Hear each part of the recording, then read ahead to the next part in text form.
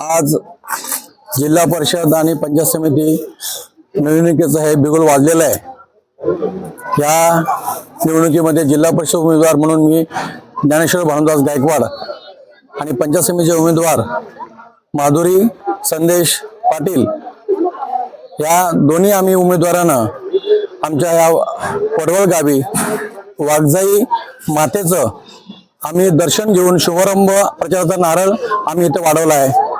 आम्हाला माता देवी माता ही यश देईल आणि आम्हाला बहुमतानं निवडून देईल आणि अशी मला खात्री आहे। आणि या वडववासियांचं या ठिकाणी एक त्यांची देवीची एक आख्यायिका आहे का इथे दर्शन घेतल्यानं आणि मनोभावे पूजन केल्यानं नक्कीच विजय प्राप्त होतो अशी माझी धारणा आहे।